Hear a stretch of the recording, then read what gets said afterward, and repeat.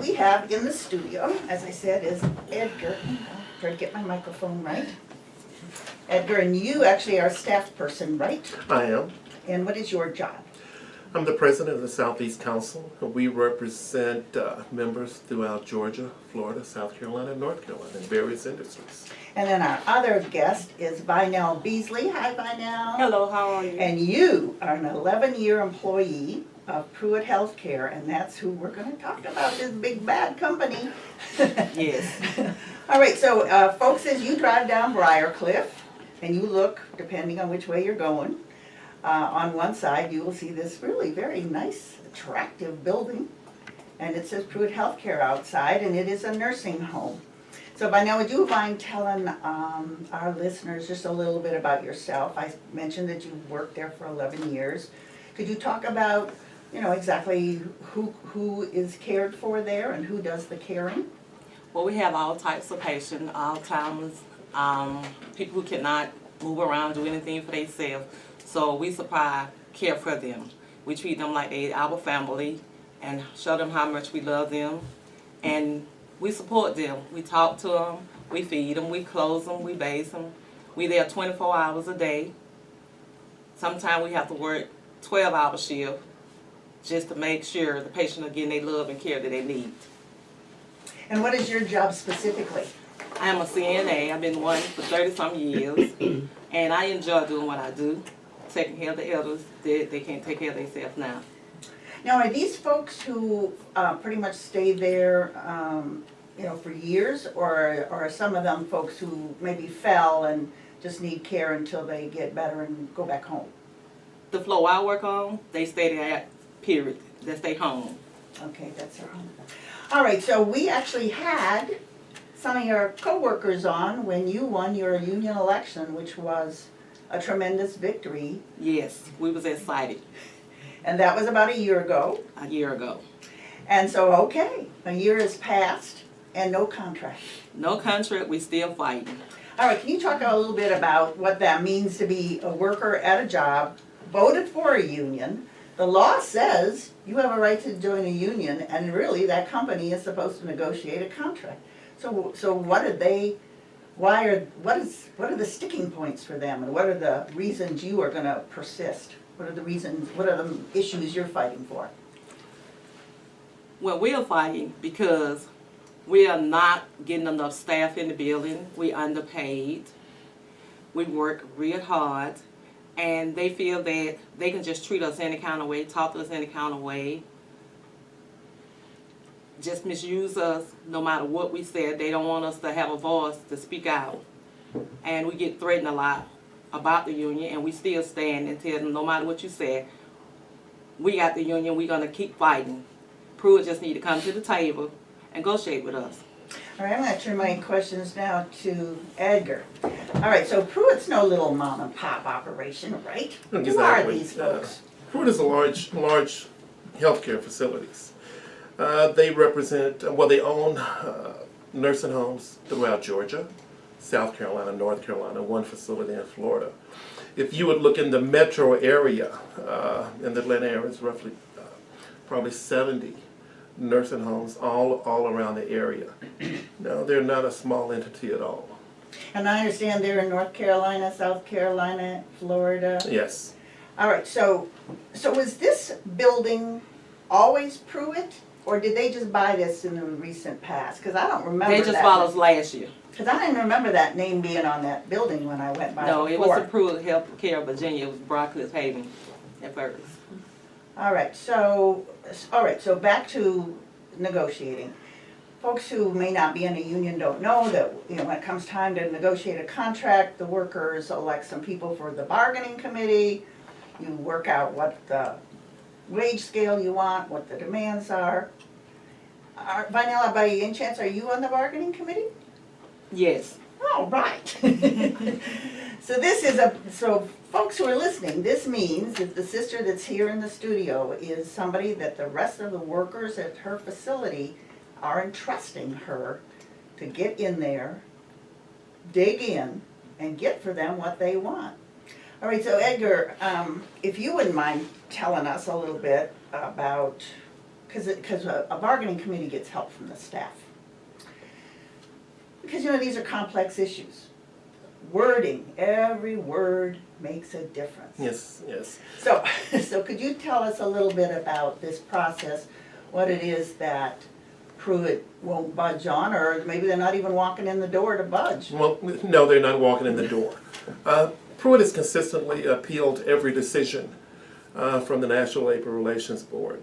They first appealed that the National Labor Relations Board didn't have authority to certify us as the bargaining agent. That went up the courts. Now they had the last appeal, which is the Fifth Circuit right now, and we're waiting on that. So Pruitt has prolonged this thing, one legal fight after another, and they've lost all of them. And now the battle isn't with us, the battle is with the National Labor Relations Board. They're taking them on, and not the workers out here. But the workers persist. You look at where they have come from and what they do. I'm real proud and I'm real honored to work with these folks. These are folks that's making wages anywhere around $9 an hour. They have families. They support their family members, and they go to work every day. And Pruitt don't appreciate it. You look at these folks here, no holidays. Well, I take it back. They have one holiday. They have a Christmas holiday. But a new thing on that, Pruitt has now informed all of the workers that that holiday doesn't mean anything if it's on a weekend. If the holiday, if Christmas falls on a weekend, correct me if I'm mistaken, if Christmas falls on a weekend, they're not paid for the holiday. No, we're not getting paid. So you look at the one holiday they had, but Wow. but it's only based upon if you work during the week. And it was actually a threat to take that away, and how that was fought was through the community. Outrage from the community by not giving these folks any holiday. I forgot to ask you, how many people are we talking about that work out there, and then how many patients are there? It's 115 of us work there. It's 130 patients.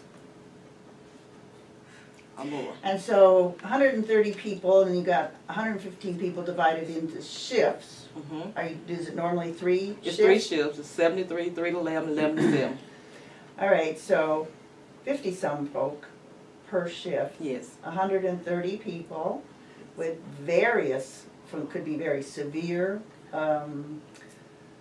abilities or disabilities. Yeah, we have trach patients. We have Alzheimer patients, which we don't have a lockdown unit for.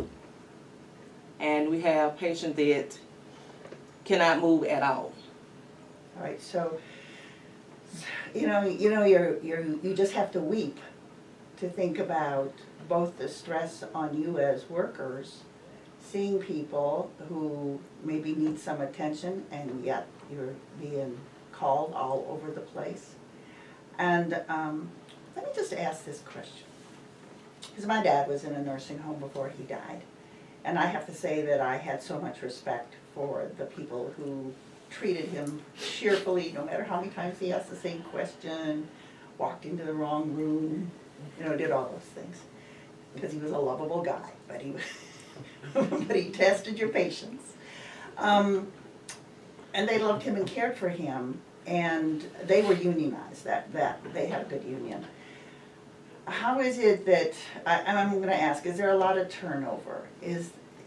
How is it that folks deal with just the emotional stress of taking care of people who are so ill? Well, we deal with it different because we love the patients.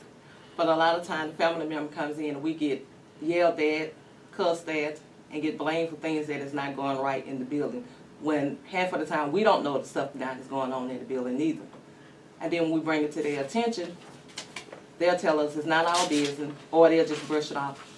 You're talking about management or Management, supervisors? yes. Well, I want to say, Dawn, did you have a question? Because Dawn is another low-wage worker who's been involved in the fight for 15, and I don't know, are you all trying to get That's what I $15 was gonna an ask. hour? That's what I was gonna ask her. Have you heard about the fight for 15? We heard about the fight for 15. Our problem is people who just getting out of school, is coming in making $15 and $13 an hour. When we've been there 10, 11, 12, and 30 years, it's not making near that. Wait a minute. You're saying that the higher seniority workers are getting paid less than the entry The level new right now? incomer, yes. And so they didn't move you all up to the entry level even though you have all that experience? No, we didn't get a raise. We didn't get anything. And we still fighting for the raise. That's But the new people comes in, they There making you go. twice more than we are. Well, I'm glad that new workers are getting more money, but this is really criminal. Now, let me just ask, because you mentioned community support was important, and this past weekend, Friday and Saturday, you all actually did some picketing outside the facility, I assume, to let passerbyers who go by this building, looks very nice, and others know what that there's a fight here for decent wages and for decent care for the people in the facility. We had a great rally. We had a great rally. We had one Friday afternoon and another one Saturday. A lot of folks came out of the community. A lot of people came out from the labor movement to support the fight that the workers are going through there at Pruitt. One of the things that you asked about earlier, the workers there have supported Fight for 15. They have been at rallies where Fight for 15. Right now, they wouldn't be in this problem if we had $15 within the healthcare industry. You look at the problem that a CNA, Tell us what those letters mean. Certified Nursing Assistant. Thank you. You look at the problems that they face, and also when they work for a company like Pruitt, many times you would have the workers themselves. Many times you'll have the workers themselves actually going out buying supplies. In the conversation with Benel driving over here, I asked if she ever bought supplies for the patients. The answer is yes. And you can speak with her about it, and that is not unusual. A company Just is like millions. teachers and Just so like many other teachers. people. Exactly, Yes. exactly. Yeah, but you look at where they are. In 2012, this company had a savings of 24% on the health care for the workers. Same time, they increased the cost for the workers by 9%. Saved 24 in his pocket, increased the workers' cost by 9% for health care. You look at where we are today, every year it's been increases. Today, the only affordable health care is individual care that they have. Pruitt continues to make money and continue to take the money out of the workers' pockets. Well, we are almost to the end of this interview, so I just want either one of you to say how the community folks that are listening to this, other union members that are listening to this, other workers that are listening to this interview and are shocked and mad as heck about what's happening to these, really heroic working people who take care of others that are infirm, not able to do it. What they can do, how they can get in touch with y'all. One thing about it is that the unit that we represent out there, the certified nursing assistants, the janitorial group, the dietary, and you look at hardworking people that go. Our unions, Retail Wholesale Department Store Union. Anybody that's interested, our 1-800 number, 486-3284. It's the number that anyone calls to volunteer. We will continue to have rallies. We will continue to have informational out there. We will let the family members know what's going on out there. These folks love the patients and they take care of the people a lot of times that family members don't take care of. And they're there all the time. I know that one of the questions I couldn't get into was about the health and safety issues that you all face because you're lifting, as you said, you're taking care of people who can weigh a whole lot more than you. And I'm sorry that we didn't get into that because I know that's a big concern. And the fact that your own health insurance is so horrible that if you get hurt or just, that you're not as able even after you take care of people to get your own care. So I want to really thank you both for coming in today. We really appreciate it. And folks, this was a videoed interview and it will be up on our YouTube channel tomorrow. And you'll get to see Vonell and Edgar exactly, and there they are waving at y'all. And the rest of us, because we are radio, but hey, WRFG, the Labor Forum, is trying to move along into all the ways we can communicate with you about the very important issues facing working class folks in this city and the world. So again, thank you, Vinell Beasley and Edgar Fields with the Retail, Wholesale, and Department Store Workers Union. There you That's go. what you need to know. Yeah. All right, thanks a lot. Thank